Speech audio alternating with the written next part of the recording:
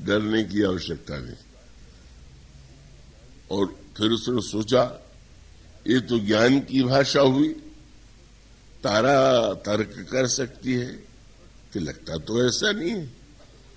ये स्पष्ट सुनाई पड़ रहा है कि सुग्रीव को उन्होंने शरण में स्वीकार किया है, मित्र का स्थान दिया है, तो आप ऐसा कैसे कर सकते हैं कि वो सम है? तो तुरंत उसने कहा अच्छा मान लो वो मुझे मार दे तो जो कदाच मुहि मारही तो पुण्य हो सनात। अगर वे मेरा वध कर देंगे तो मैं सनात हो जाऊंगा। इससे बढ़कर के भक्ति की भाषा क्या हो सकती है कि ईश्वर अगर मुझे मारेगा भी तो कोई बात नहीं है, मैं तो सनात हो जाऊंगा। वो स्वामी जी से किसी ने मानो पूछा होगा, लगता है बड़ा अज्ञानी और बड़ा ऊंचा भक्त दोनों ही था। गोस्वामी जी ने उस समय आप पढ़िए बाली को क्या उपाधि दिया, न ज्ञानी की उपाधि न भक्ति की उपाधि। पंक्ति गोस्वामी जी ने लिखी, अस कही चला महाअभिमानी, न ज्ञानी है न भक्त है केवल अभिमानी।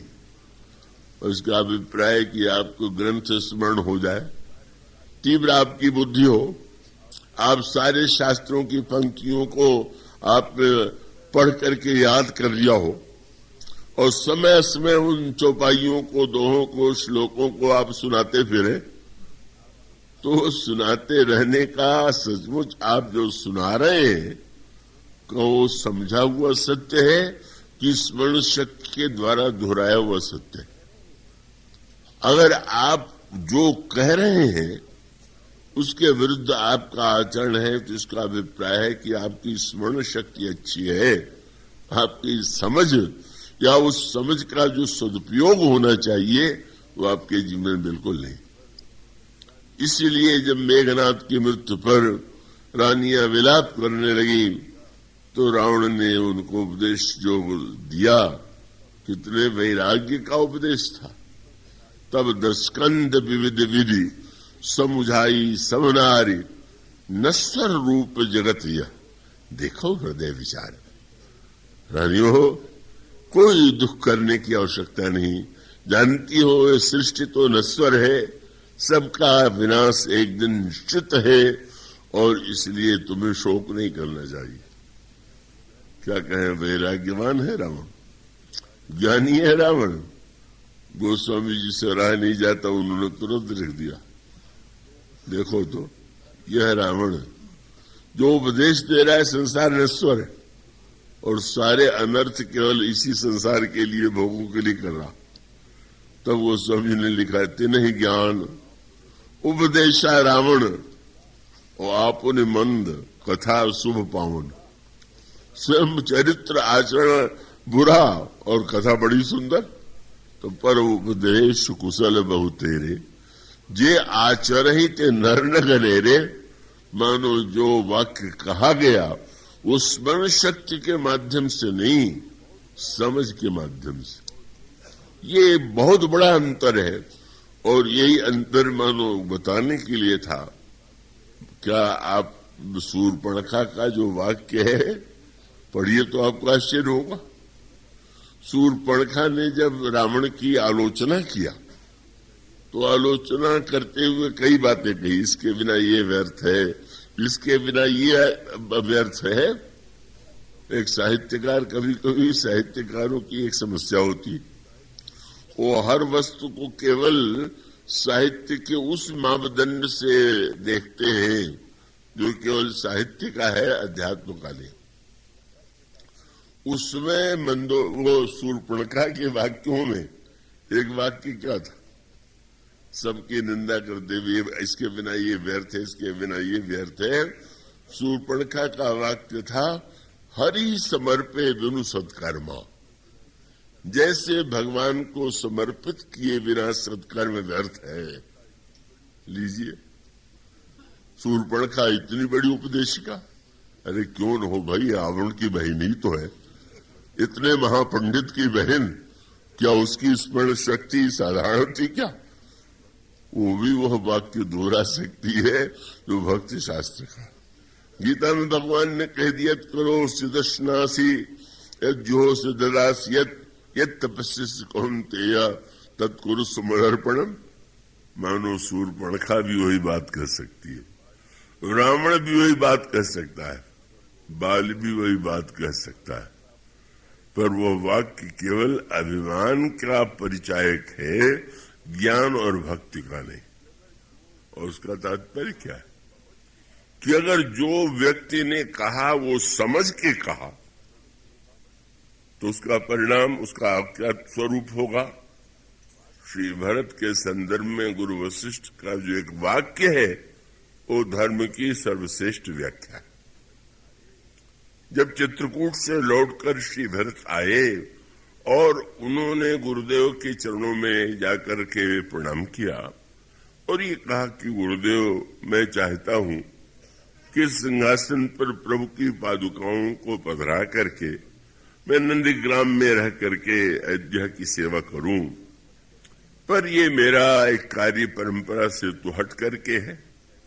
अब तक तो सिंहासन पर कोई व्यक्ति ही बैठता रहा है, तो मेरा कार्य अगर ये धर्म के प्रतिकूल न हो तो मैं ऐसा करूं। उसमें गुरु वशिष्ठ ने जो वाक्य श्री भरत के लिए कहा वो तो श्री भरत के लिए है ही है, पर वही धर्म की व्याख्या भी।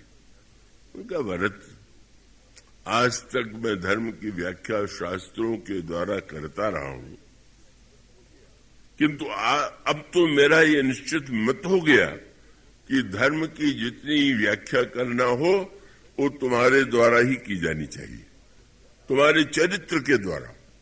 और 3 शब्द आपने कहा श्री भरत के संदर्भ में, आप उसे पढ़ते हैं, उसमें गुरु वशिष्ठ का वाक्य है, समुझब कहब करब तुम जोई धर्म सार जग होई सोई। भरत, तुम जो समझोगे, जो कहोगे, जो करोगे वही धर्म का सार होगा। और धर्म का सार भी इन्हीं 3 शब्दों में, जो समझिए वही कहिए। केवल दोहराइए मत श्लोकों को और पंक्तियों को, और जो कहिए वही करिए। तो जिसके समझने में, कहने में और करने में समानता है वो धर्म है, उसके जीवन में धर्म है। समझता कुछ है, कहता कुछ है, करता कुछ है, क्या वो व्यक्ति सचमुच वस्तुतः धर्म का तत्व जानता ही नहीं। इसलिए मानो संकेत यह था, ज्ञान के द्वारा व्यक्ति को सबसे अधिक अभिमान होता है। अब कोई व्यक्ति पद का अभिमान करे, विद्वत्ता का अभिमान करे, धन का अभिमान करे तो भी अभिमान है, पर वेदांत में तो अहम ब्रह्मास्मि, मैं ब्रह्म हूं। अब मैं ब्रह्म शब्द, अब इससे बड़ा तो कोई पद तो है नहीं। अब मैं ब्रह्म के द्वारा आपको अभिमान, आपकी अनुभूति अगर ये हो कि मैं ब्रह्म हूं और ये सब संसार में तुच्छ कीड़े मकोड़े हैं, मेरे सामने कुछ नहीं है, तो आपका ज्ञान तो सर्वथा अभिमान उत्पन्न करने वाला है। और ज्ञान की परिभाषा यही है कि ज्ञान मान जहां एक नहीं, उसमें अभिमान नहीं हो। क्यों? अभिमान 2 को लेकर के होता है, और ज्ञान में जब सर्वत्र ब्रह्म ही दिखाई देगा, दूसरा कोई है ही नहीं है, तो अभिमान किससे करे, किससे अपनी तुलना करे। पर अगर व्यक्ति ज्ञान के ग्रंथों के द्वारा श्लोकों को पढ़ ले तो वह ज्ञान उसका जो वाणी से सत्य हो सकता है, पर वो वस्तुतः अज्ञान है। क्योंकि अन्य लोगों का अभिमान तो नष्ट हो सकता है, पर मैं ब्रह्म हूं ऐसा अभिमान तो मनुष्य को न जाने किस स्थिति में पहुंचा देगा। इसलिए गुरु वशिष्ठ ने दूसरा वाक्य कहा, योग कुयोग ज्ञान अज्ञानो जहां न राम प्रेम पर धानु। जहां श्री राम का प्रेम नहीं है वो ज्ञान नहीं, अज्ञान है। जहां श्री राम के प्रति प्रेम नहीं है वो योग नहीं, योग है। और फिर धर्म के लिए तो उन्होंने और भी कठोर शब्द कह दिया।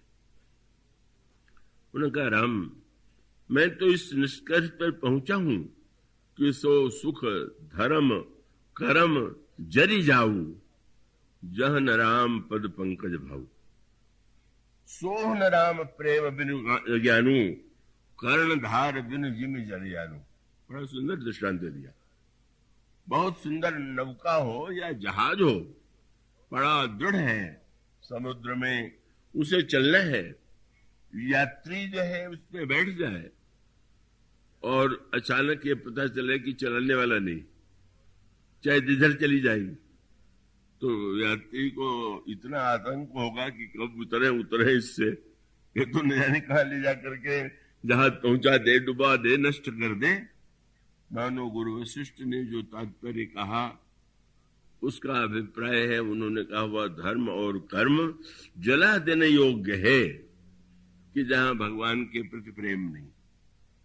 मानो तात्पर्य वही जो मैंने भी आपसे कहा कि अगर किसी के शरीर के अंगों का वर्णन किया जाए, कितने नेत्र सुंदर है, कितने कान, कितनी नासिका, कितना दांत, कितने कपोल, कितने अंग प्रत्यंग, तो सुन करके आपके मन में उत्सुकता हो सकती है कि भाई ऐसे व्यक्ति को तो देखना चाहिए। पर सारा वर्णन करने के बाद कोई कहे कि हाँ अंग प्रत्यंग तो बड़े सुंदर है पर मर गया, तो आप कहेंगे कि हम चल के देखेंगे? अरे भाई कहां तुमने सुना है, ले जाके उसको जलाओ। मानो धर्म शरीर है और उसमें प्राण, और प्राण के साथ प्राण मानो भक्ति का प्राण है, और उसके पीछे जो विवेक है वही उसकी अंतरात्मा है। और जब ये तीनों होता है तो जब आप धर्म को समझ लीजिए और फिर अंतःकरण में भावना युक्त होकर के आप सत्कर्म कीजिए, तो वह धर्म वास्तविक धर्म होगा। इसलिए सबसे पहली आवश्यकता है समझने की, है क्या धर्म। बस ये धर्म क्या है बिना इसको समझे परंपरिया देख लिया, इतने बार स्नान करना धर्म है, छुआछूत धर्म है, ये धर्म है, वो धर्म है। आप उस प्रकार को क्रियाकलाप में किए चले जा रहे हैं और अभिमान बढ़ता जा रहा। हम दूसरों से पवित्र हैं, दूसरों से श्रेष्ठ हैं, दूसरे हमसे छूने योग्य नहीं है। आपके धर्म ने आपको इतना अभिमानी बना दिया कि गोस्वामी जी ने व्यंग कहा, जो कर दम्भ सो बड़ा आचारी।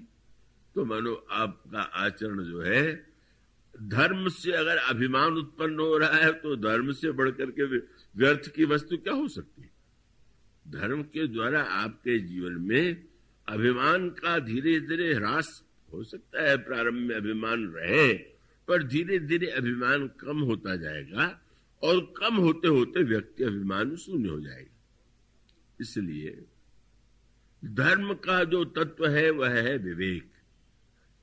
जब ये कहा गया कि कर्म की, जब गंगा जी के लिए कहा गया कि भगवान के चरणों से निकली हुई है, तो क्या इसका अर्थ? गंगा जी की तुलना भक्ति से की गई और यमुना की तुलना कर्म से की गई। आप वह चौपाई रामायण के प्रारंभ में पढ़ते हैं और वह पंक्ति है, राम भगत जहां सुरसरि धारा और सरसई ब्रह्म विचार प्रचारा, विधि निषेध में कलिमल हरणी, कर्म कथा रविनंदिनी वर्णी। संत समाज के प्रयाग का वर्णन जो तुलसीदास जी ने किया, उसमें उन्होंने कहा गंगा भगवान के चरणों से निकली।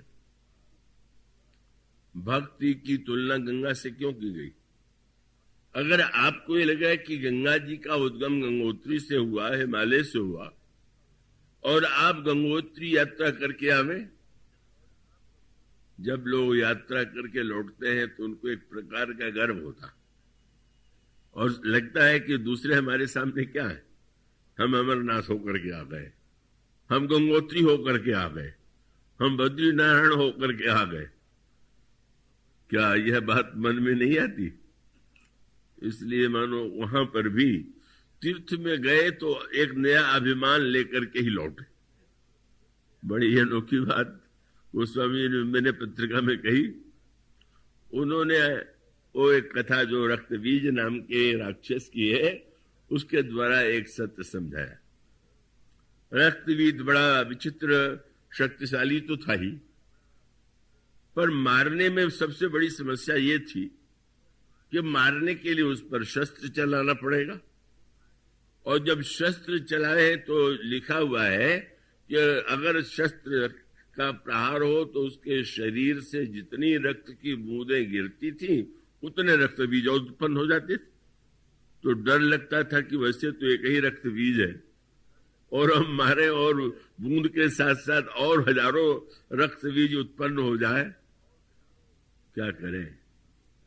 गोस्वामी जी ने कहा पाप जो है वो रक्त बीज है, और पाप के रक्त बीज को मारने के लिए आप ये सारे सत्कर्म करते, पूजा करते हैं, पाठ करते हैं, दान देते हैं, यज्ञ करते हैं, ये आप सत्कर्म करते हैं।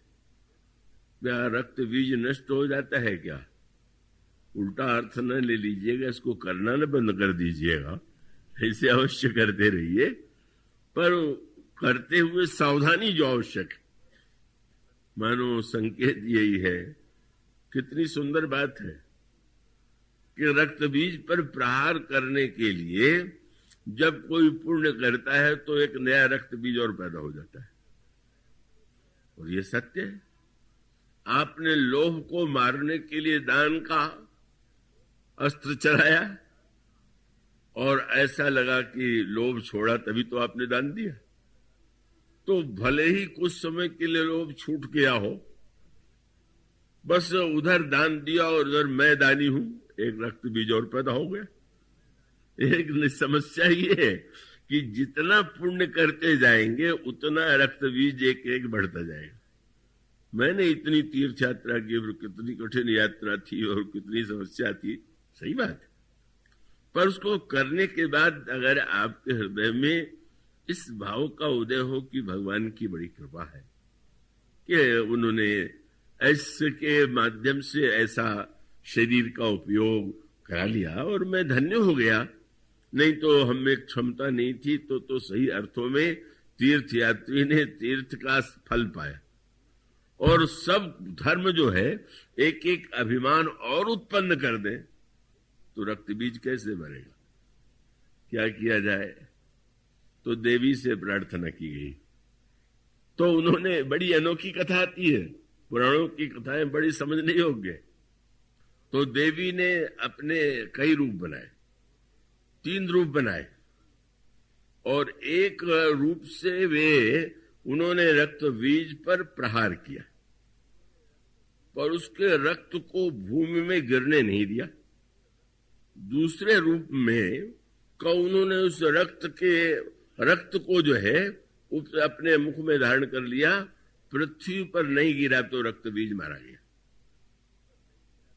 कितनी सांकेतिक भाषा है।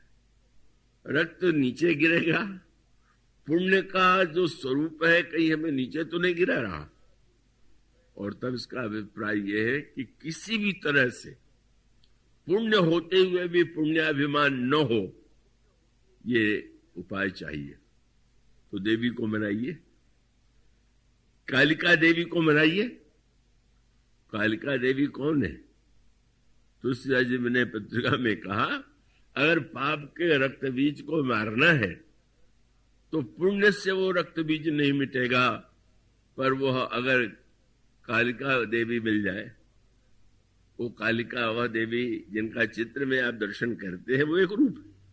पर गोस्वामी जी विनय पत्रिका में कहते हैं, करत हूं सुकृत न पाप बिलाही, रक्त बीज जिम बाढ़त जाही, हरत सकल है अघ करालिका, तुलसीदास प्रभु कृपा कालिका। भगवान की कृपा ही कालिका, और भगवान से प्रार्थना कीजिए कि प्रभु अपनी कृपा से कालिका, आपकी कृपा की कालिका ये न उत्पन्न होने दे कि मैंने किया है, अपितु जो हुआ आपकी कृपा के द्वारा हुआ, तभी ये पाप का रक्त बीज मिट सकता है। इसलिए मानो सारे शास्त्रों का जो चिंतन है वो चिंतन तो बड़ा उत्कृष्ट है। उसका अभिप्राय ये है कि हम मूल की ओर ध्यान रखें। और तब धर्म की समझ क्या है? मानो गंगा भगवान के चरणों से उनका उद्गम हुआ, और उद्गम भी कब हुआ? जब भगवान बामन बलि की यज्ञशाला में जाते हैं बलि से बढ़कर के दानी कौन होगा? सारे संसार पर उसने विजय पा लिया, स्वर्ग को उसने जीत लिया, और उसके बाद उसने निर्णय किया कि हम यज्ञ करेंगे, ये ऐसा यज्ञ करेंगे कि जिसमें जो मांगेगा उसे मैं दूंगा। कितना बड़ा दानी! और अनोखा खेल, दान मांगने वालों की भीड़ बढ़ती जा रही, दान दिया जा रहा है, और दान देने के साथ साथ उसका अभिमान भी बढ़ता जा रहा।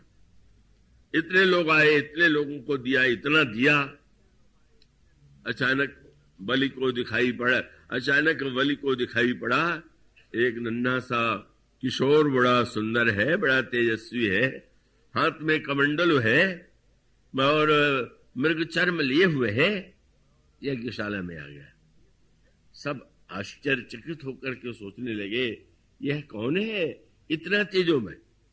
और बलि भी प्रभावित हुआ, और बलि ने कहा, ब्रह्मचारी, आप जैसे तेजस्वी के आगमन से मैं धन्य हो गया, आज्ञा दीजिए, आप क्या चाहते हैं? बड़ी संकेत भरी कथा। भगवान ने कहा कि बस केवल मुझे तो 3 पग भूमि चाहिए। अरे हंसने लगा। आपके तेजस्वी मुखमंडल को देख करके तो लगा था कि आप बड़े ज्ञानवान भी होंगे, पर मुझ जैसे दानी के पास आकर के आप 3 पग भूमि मांग रहे, क्या आपको मांगना भी नहीं आता? भगवान ने तुरंत कहा, भाई मैं संतोषी ब्राह्मण हूं, मुझे उतना ही दे दो, मुझे बहुत नहीं चाहिए। भगवान के व्यंग को नहीं समझ पाया वो। उसने पग का अर्थ वह ले लिया जो था नहीं। एक तो आपके चरण में यह वो भी पग है, पर भगवान ने 3 पग क्यों मांगा? आपके पास 2 पग है, 2 चरण है, तीसरा चरण तो नहीं है, तो आपके पास जो है उसी का तो आप दान दे सकते हैं, जो नहीं है उसका दान कैसे दे सकते हैं? मानो आप जो दान देते हैं वो तो 2 ही वस्तुओं का देते हैं, या तो पैसे का देंगे या भोग की सामग्री का देंगे, यही 2 पग है। भगवान कहते हैं मुझे तो 3 पग चाहिए। और अभिमान में भर करके बलि ने कहा, तो महाराज फिर नाप लीजिए।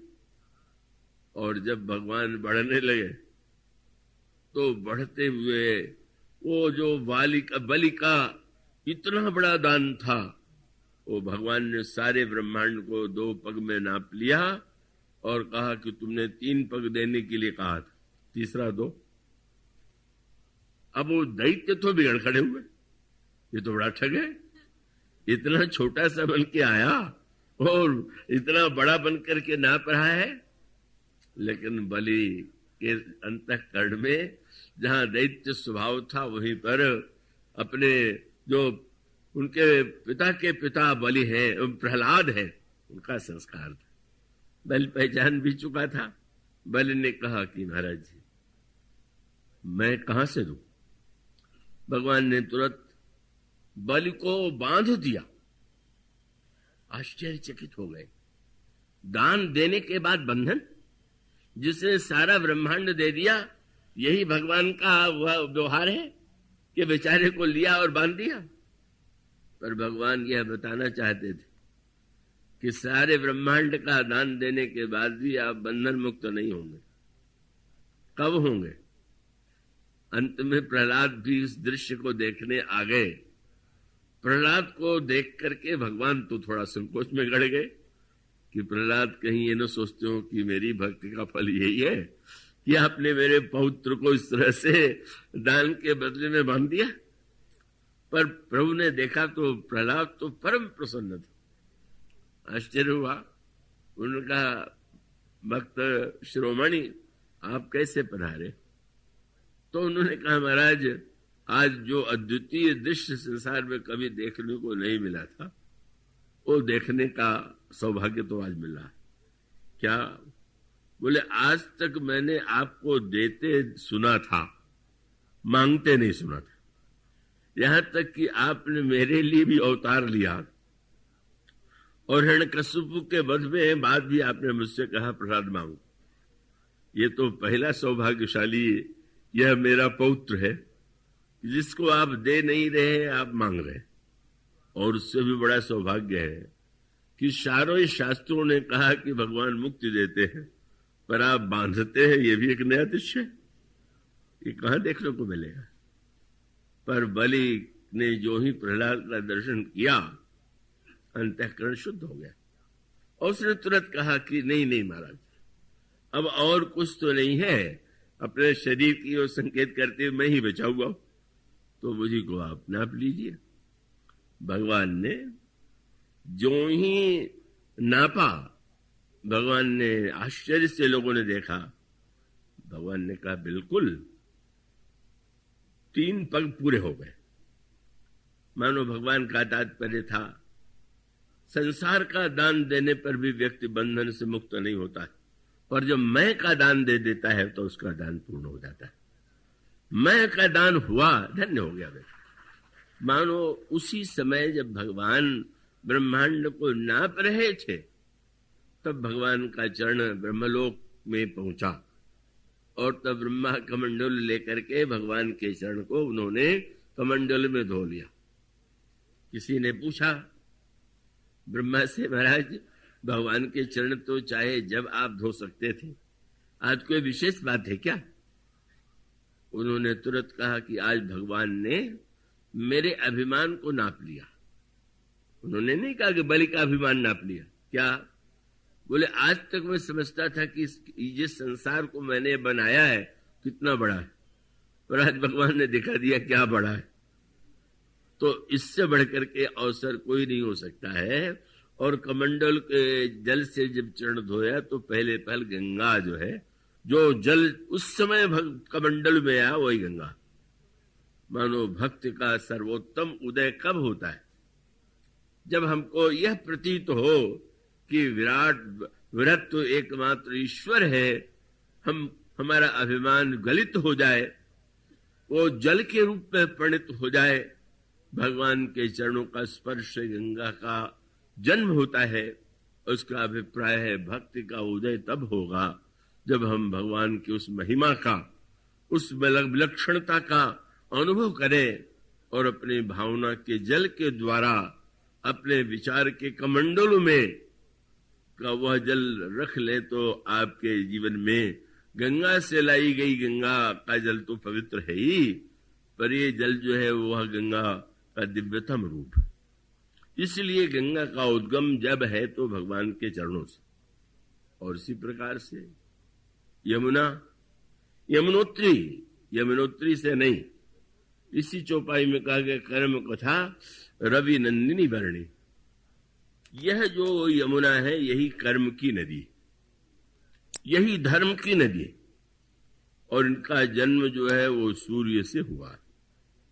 सूर्य प्रकाश है, सूर्य ज्ञान है, और इसका अभिप्राय है कि आपके कर्म का, आपके धर्म का उद्गम अगर सूर्य से हुआ है, ज्ञान से हुआ है, विचार से हुआ है कि जो मैं कर्म कर रहा हूं किस लिए कर रहा हूं, करने वाला क्या कौन है और इसका उद्देश्य क्या है। जब इस सूर्य वृत्ति का, सूर्य का ये जो जन्म है, सूर्य वंश की विलक्षणता यही है। सूर्य वंश में श्रेष्ठतम राजाओं का जन्म हुआ। इसका अभिप्राय है कि जिन पुण्यात्माओं के जीवन में कर्म के मूल में विवेक होता है, वो व्यक्ति जो है सर्वश्रेष्ठ धार्मिक हुआ करते हैं। और चंद्रवंश के राजाओं के इतिहास में भिन्नता आपको मिलेगी। भगवान कृष्ण ने चंद्रवंश में जन्म लिया, तो चंद्रवंश में माने अगर आप सूर्यवंशी राजाओं का चरित्र पढ़ें और जो चंद्रवंशी कहे जाने वाले राजा हैं उनका चरित्र पढ़ें तो बड़ा अंतर दिखाई देगा। उन चंद्रवंशी राजाओं के चरित्र में अनेक दोष, अनेक ऐसे श्रेष्ठ होते हुए भी उनके अनेक दोष, अनेक अवगुण सामने आते हैं। और उसका सांकेतिक अर्थ ये है कि सूर्य जब उदित होता है तो अंधकार सर्वथा मिट जाता है, और चंद्रमा जो है वो साथ में समझौता किए हुए है, रात भी बनी रहे और मैं भी चमकता रहूं। मानो चंद्रमा और वो घटना और बढ़ना, यह भगवान कृष्ण की कृपा थी कि जब चंद्रमा ने उलाहना दिया कि आपने भी तो महाराज परम प्रकाश का ही पक्ष ले लिया, तो उन्होंने कहा अच्छा भाई, वो उनकी करुणा थी कि उन्होंने चंद्रवंश में जन्म ले लिया, वो चंद्रवंश में चंद्रमा मन का प्रतीक है, सूर्य आत्मा का प्रतीक है, और सूर्य जो आत्म तत्व है और मन वो मानो चंद्र तत्व है। तो मन के द्वारा जो सत्कर्म होगा वो तो घटते बढ़ता रहेगा। कहो तो आज बहुत अच्छा हुआ, आज ये श्रेष्ठ कर दिया, कल नहीं किया। मानो मन मूल में जहां पर है वहां अच्छाई और बुराई का मिश्रण होगा, और जहां विवेक मूल में होगा, ज्ञान होगा, तो वहां पर व्यक्ति में सत्कर्म और पवित्रता का ही संस्कार हो सकता है। आत्म तत्व जिसके मूल में विवेक है, आत्म तत्व है। इसलिए यमुना सूर्य की पुत्री है, और सूर्य की पुत्री यमुना में जो स्नान करता है उसके पाप नष्ट हो जाते हैं। इसका तात्पर्य यही है कि जब तक धर्म के मूल में, क्रिया के मूल में विचार न हो, और इसलिए उसी सूत्र को आप पुनः ध्यान में रख लें कि जब तक धर्म में केवल स्वार्थ की वृत्ति है, लालसा की वृत्ति है, कामना की वृत्ति है, आप अच्छे कार्य करते हैं। अच्छे कार्य करना ही चाहिए। का ऐसा नहीं कि व्यक्ति जो है बड़े सिद्धांतों की आड़ लेकर के कि अगर पुण्य से अभिमान ही उत्पन्न होता है तो चलो आज से अभिमान, पुण्य करने ही बंद कर दे, न पुण्य करेंगे न अभिमान होगा। तो व्यंगात्मक गाथा जो सज्जन ने मुझे सुनाई कि एक व्यक्ति बड़े भारी कृपण थे, दान देते नहीं थे। सत्संग में गए तो ध्यान की व्याख्या सुन करके लौटे तो चंदा मांगने को लगा कि शायद कथा का प्रभाव पड़ा हो। चले मांगने के लिए गए, और जब मांगने के लिए गए तो उन्होंने कहा हाँ, आपको हम 3 लाख रुपया दान में दे रहे हैं। आश्चर्य हो गया, बोले बड़ी प्रभावशाली कथा थी, सुनते ही इतने उदार हो गए, और 3 लाख का चेक उन्होंने पकड़ा दिया। उतने उत्साह में उतावले थे कि चंदा लेने वाले चेक को लेके चले गए, पर जब बैंक में गए तो पता चला कि हस्ताक्षर तो उसमें है ही नहीं। तो लौट करके आए, बोले सेठ जी आप शायद हस्ताक्षर करना भूल गए। बोले तुमने पूरी कथा नहीं सुनी? उन्होंने कहा था दान के साथ अभिमान नहीं होना चाहिए, और नाम लिख देना तो अभिमान है, इसलिए मैं अभिमान नहीं करना चाहता। तो अब ऊंचे सिद्धांत की आड़ में अगर व्यक्ति दान देना ही बंद कर दे कि अभिमान न हो जाए तो व्यक्ति बड़ा भारी पाखंडी है, धर्म के साथ छल करने वाला है। इसलिए मानो इन श्रेष्ठ कार्यों के क्रिया के रूप में करते हुए भी हम यह विचार करें कि धर्म का मूल तत्व क्या है, उसका उद्देश्य क्या है। और जब ध्यान करेंगे तो धर्म की परिपूर्णता तब होगी। सारे अधर्म के मूल में एक वस्तु है, मेरा और तेरा। भगवान से लक्ष्मण जी ने पूछा, लक्ष्मण जी ने पूछा प्रभु माया की के लिए कहते हैं कि माया के बंधन में सारे जीव बंधे हुए हैं, ये माया कौन है? आपने माया क्यों बनाई? तो भगवान ने हंस करके कहा मैंने थोड़ी माया बनाई, माया तो संसार वालों की बनाई हुई है। क्यों? बोले मैं और मोर तोड़ तय माया, मैं और मेरा, तू और तेरा शब्द लोगों ने बनाया, मैंने थोड़ी बनाया। यही उनका बंधन है। और मानो सूत्र यही कि जब तक मेरा तेरा बना रहेगा हमारा पुण्य भी अधूरा होगा, हमारे अच्छे कार्य भी अधूरे होंगे, और हमारे जीवन में एक राग होगा तो द्वेष भी होगा, हमारे जीवन में अच्छाई होगी तो बुराई भी होगी। इसलिए धर्म की सच्ची कसौटी क्या है कि हमारे आपके कर्म के मूल में जब स्व के स्थान पर पर के कल्याण की भावना आ जाए, मानो वह भेद बुद्धि मिट गई, और उस समय व्यक्ति को के द्वारा जो सत्कर्म होगा वह धर्म का सर्वश्रेष्ठ रूप है। और इसलिए सत्य के द्वारा कीर्ति मिलती है, स्वर्ग मिलता है, या अनेक कर्मों के द्वारा व्यक्ति को अगले जन्म में यह मिलता है वह मिलता है, ऐसा वर्णन किया गया। इसके आधार पर नहीं, जब हमारे जीवन में उद्देश्य परहित हो जाए, मानो स्व के भेद से उठ करके व्यक्ति पर के हित में संलग्न हो गया तो मानो उसमें समझ आ गई, और इसलिए समस्त धर्मों में परहित सरिस धर्म नहीं भाई।